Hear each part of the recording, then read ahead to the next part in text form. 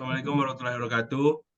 Kami dari kelompok 2 dari kelas RKB 1 ingin mempresentasikan tentang materi ke-7 akses kontrol list. Pertama-tama kami izin memperkenalkan diri kami. Yang pertama, saya Syafir Anugrah Surbakti. Lanjut. Saya Rahim Tajar dan Zahirhat. Saya Alegra Alif Rahman. Saya Muhammad Akbar Al-Fadrik Dayar. Saya Brian Mariano Ramanto. Oke, lanjut saja. Saya akan menjelaskan tentang akses kontrol list. Slide selanjutnya. Oke, masuk saja penjelasan tentang akses kontrol list. ACL atau akses kontrol list adalah daftar aturan yang digunakan untuk mengontrol lalu lintas jaringan. ACL dapat digunakan untuk mengizinkan atau menolak lalu lintas berdasarkan berbagai kriteria seperti sumber dan tujuan alamat IP, protokol, dan port. ACL adalah daftar aturan yang digunakan untuk mengontrol lalu lintas jaringan. ACL dapat digunakan untuk mengizinkan atau menolak lalu lintas berdasarkan berbagai kriteria. Yang ketiga, standar ACL digunakan untuk mengizinkan atau menolak lalu lintas berdasarkan alamat IP, sumber, atau tujuan. Yang keempat, standar ACL digunakan untuk mengizinkan atau menolak lalu lintas berdasarkan alamat IP, sumber, atau tujuan, protokol, dan port. Selanjutnya, wildcard marks, pengertian. Pengertian wildcard marks adalah bit marks yang digunakan untuk membandingkan alamat IP dengan alamat IP tujuan. Wildcard marks digunakan untuk mengizinkan atau menolak lalu lintas berdasarkan alamat IP sumber. Wildcard marks terdiri dari 4 oktet, masing-masing dengan 8 bit. Setiap bit dalam wildcard marks dapat memiliki nilai 1 atau 0. Nilai 1 berarti bahwa bit tersebut harus cocok dengan alamat IP sumber. Nilai 0 berarti bahwa bit tersebut tidak perlu cocok dengan alamat IP sumber. Lanjut. Modifikasi akses kontrol list. Modifikasi akses kontrol list atau ACL merujuk pada proses mengubah atau memperbarui daftar aturan yang digunakan dalam konfigurasi keamanan jaringan. Modifikasi ACL dapat mencakup penambahan, penghapusan, atau perubahan aturan dalam daftar ini untuk mengubah cara lalu lintas diatur atau diizinkan dalam jaringan. Untuk konfigurasi pada routernya dapat dilihat pada gambar berikut. Oke, lanjut.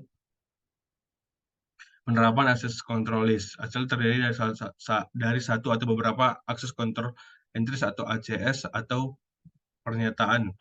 Paduan konfigurasi dalam menerapkan ACL yang pertama buat ACL secara global, yang kedua pastikan pernyataan terakhir adalah DNI atau DNI IP any secara implisit. Ketiga, urutan pernyataan penting karena ACL diproses dari atas ke bawah. Keempat, setelah pernyataan dicocokkan, ACL akan keluar. Yang kelima, pastikan pernyataan yang paling spesifik berada di bagian atas. Yang keenam, hanya satu ACL yang diperbolehkan per antarmuka, per protokol, per arah. Yang ketujuh, pernyataan baru untuk ACL yang sudah ada ditambahkan ke bagian bawah ACL secara download. Yang ke-8, paket yang dihasilkan router tidak difilter oleh outboard ACL. Yang ke-9, tempatkan ACL standar sedekat mungkin dengan tujuan.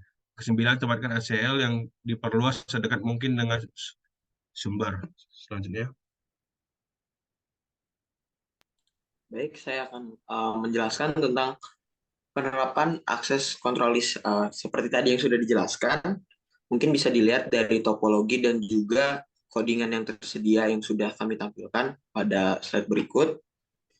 Untuk penaruhan ACL ini, setiap ACL harus ditempatkan di tempat yang efisien. Pada gambar administrator, ya ingin mencegah trafik yang berasal dari jaringan 192.168.10/24 mencapai jaringan 192.168.30.0/24. Untuk selanjutnya, mengurangi serangan spoofing. Spoofing alamat IP menggantikan proses pembuatan paket normal dengan menyisipkan header IP khusus dengan alamat IP yang sumber yang berbeda. Ada banyak kelas alamat IP yang tidak boleh menjadi alamat IP sumber untuk lalu lintas yang masuk ke jaringan organisasi S0/0/0 interface terhubung ke internet, dan tidak boleh menerima paket masuk dari alamat berikut ini, yaitu Al0 address, broadcast address, localhost address, automatic private IP addressing, reversed private address, IP multicast address range. Mengurangi serangan ICMP. ICMP echo dan direct message harus diblokir masuk oleh router. Beberapa pesan ICMP yang direkomendasikan untuk operasi jaringan yang tepat harus diizinkan masuk ke jaringan internal. Seperti echo reply, mengizinkan pengguna untuk melakukan ping ke host eksternal. Source quench, meminta pengirim untuk mengurangi kecepatan trafik pesan. Unreachable dibuat untuk paket yang secara administratif ditolak oleh ACL. Beberapa pesan ICMP yang diperlukan untuk operasi jaringan yang tepat dan harus diizinkan untuk keluar jaringan, yaitu echo, mengizinkan penggunaan untuk melakukan ping ke host eksternal. Parameter problem memberitahukan host tentang masalah header paket. Paket to big memungkinkan penemuan unit transmisi maksimum paket. Source quench membatasi lalu lintas bila perlu. Blokir semua jenis pesan ICMP keluar lainnya. Untuk selanjutnya, yaitu masih mengurangi tentang ICMP tadi, serangan ICMP. Seperti gambar berikut yang di sebelah. Contoh topologi dari konfigurasi ACL yang memungkinkan untuk mengizinkan layanan ICMP tertentu pada interface G0/0, S0/0/0. Untuk selanjutnya, SNMP, eksploitasi kerentanan SNMP dapat dikurangi dengan menerapkan interface ACL. Untuk menyaring paket SNMP dari sistem yang tidak sah, langkah-langkah keamanan ini sangat membantu, tetapi cara yang paling efektif untuk mencegah eksploitasi adalah dengan menonaktifkan server SNMP pada perangkat yang tidak memerlukannya. Gunakan perintah no SNMP server untuk menonaktifkan layanan SNMP pada perangkat. IPv6 ACLs, IPv6 ACL overview.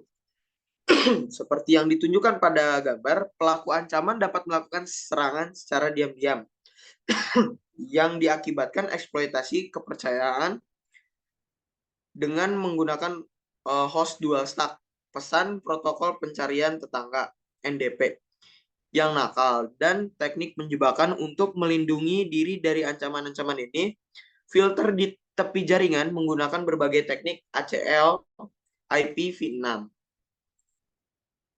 Untuk sintaksnya seperti berikut yang ada di gambar. Untuk konfigurasi ACL IPv6, gunakan perintah IPv6 access list untuk masuk ke dalam mode konfigurasi ACL IPv6.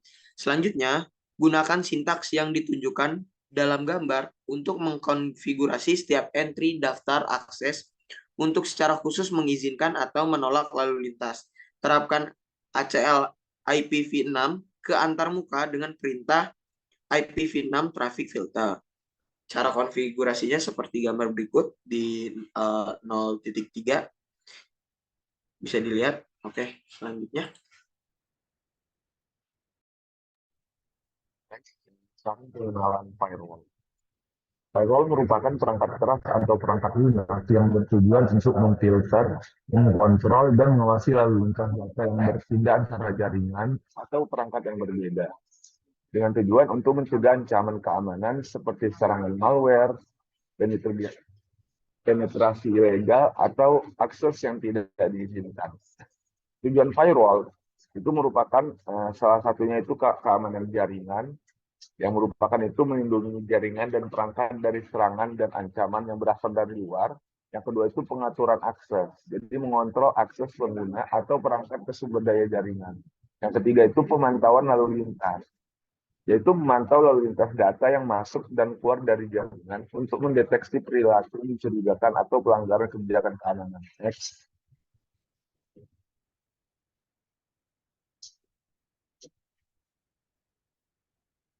Yang selanjutnya ini firewall technologies. bagaimana firewall itu sendiri, semua firewall memiliki beberapa properti umum.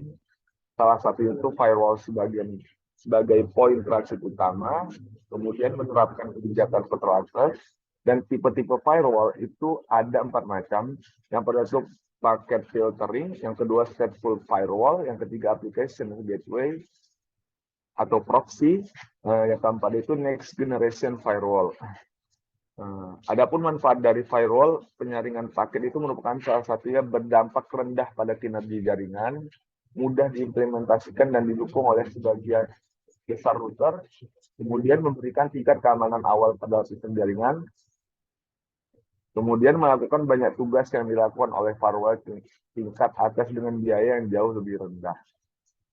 Dan adapun keterbatasan. Nah, keterbatasan dari firewall penyaringan paket itu salah satunya rentan terhadap IP, tidak dapat secara andal menyaring paket-paket, menggunakan ACL yang kompleks, kemudian tidak dapat menyaring secara dinamis, lalu bersifat stateless atau tanpa keadaan. Next. Nah, selanjutnya, firewall network design. Nah, bagaimana desain firewall terutama tentang antaramuka perangkat yang mengizinkan atau menolak lalu lintas berdasarkan sumber ya, tujuan dan jenis-jenis lalu lintas. Lalu pribadi dan publik, kemudian zona demilitarisasi atau DMZ, lalu kebijakan berbasis zona. Lalu common security architecture. Nah, itu bagaimana? Arsitektur keamanan umum, zona demilitarisasi atau DMZ ini adalah desain firewall di mana biasanya ada satu antarmuka di dalam yang terhubung ke jaringan pribadi, satu antarmuka luar yang terhubung ke jaringan publik, dan satu antarmuka DMZ. Oke, next. Kemudian untuk zone-based policy firewall, manfaat dari ZPF terdapat 2 model konfigurasi untuk Cisco iOS firewall. Basic firewall model konfigurasi tradisional di mana kebijakan firewall diterapkan pada antarmuka. Zone-based policy firewall atau ZPF mode konfigurasi baru di mana antarmuka diberikan ke zona keamanan dan kebijakan firewall diterapkan pada lalu lintas yang bergerak antar zona-zona tersebut. Terdapat beberapa manfaat dari ZPF, yaitu tidak bergantung pada ACL atau Access Control List. Postur keamanan router adalah untuk memblokir kecuali diizinkan secara eksplisit. Lalu kebijakan mudah dibaca dan debug dengan bahasa kebijakan klasifikasi umum Cisco yang disingkat C3PL. C3PL adalah metode terstruktur untuk membuat kebijakan lalu lintas berdasarkan peristiwa, kondisi, dan tindakan. Ini memberikan skalabilitas karena satu kebijakan mempengaruhi setiap lalu lintas yang diberikan, daripada memerlukan beberapa ACL dan tindakan pemeriksaan untuk jenis lalu lintas yang berbeda. Terus antarmuka virtual dan fisik dapat dikelompokkan ke dalam zona. Terakhir, kebijakan diterapkan pada lalu lintas unidireksional antar zona-zona. Untuk desainnya kita bisa next.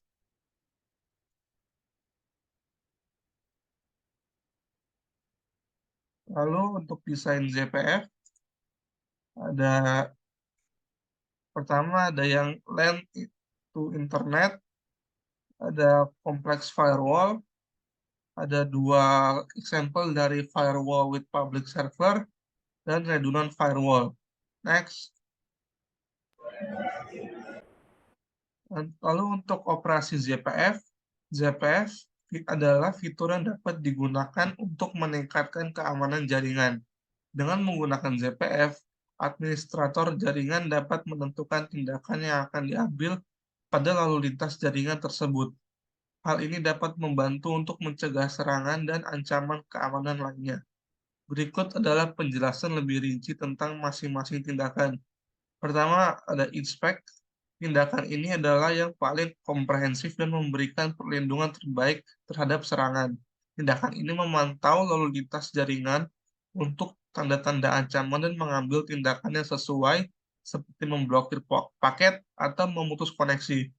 Lalu ada drop, tindakan ini mirip dengan tindakan deny di dalam ACL. Tindakan ini akan menolak paket yang memenuhi kriteria tertentu. Lalu ada pass, tindakan ini memungkinkan paket melewati ZPF tanpa dilakukan pemeriksaan. Tindakan ini dapat digunakan untuk meningkatkan kinerja jaringan dengan menghindari pemeriksaan paket yang tak perlu. Lalu cara kerja ZPF, rules peraturan untuk transit traffic. ZPF memantau lalu lintas transit untuk tanda ancaman. Tanda-tanda ancaman ini dapat mencakup serangan, malware, atau konten berbahaya lainnya. Jika ZPF mendeteksi ancaman, ZPF akan mengambil tindakan yang sesuai. Tindakan yang dapat diambil oleh ZPF termasuk memblokir paket, memutus koneksi, atau mengirim peringatan ke administrator jaringan. Lalu, jika ZPF tidak mendeteksi ancaman, lalu lintas akan diizinkan untuk melanjutkan. Next. Oke, ini konfigurasi of ZPF. Yang pertama yaitu create zone, yang kedua identify traffic, yang ketiga define and action, yang keempat identify zone pair and match to police, yang kelima assign zones to interface. Next. Konfigurasi ZPF. Yang pertama, buat class map untuk mencocokkan lalu lintas jaringan. Yang kedua, buat police map untuk menentukan tindakan yang akan diterapkan ke lalu lintas jaringan yang cocok dengan class map. Yang ketiga, diterapkan police map ke zona jaringan. Yang keempat, verifikasi konfigurasi ZPF menggunakan perintah show run.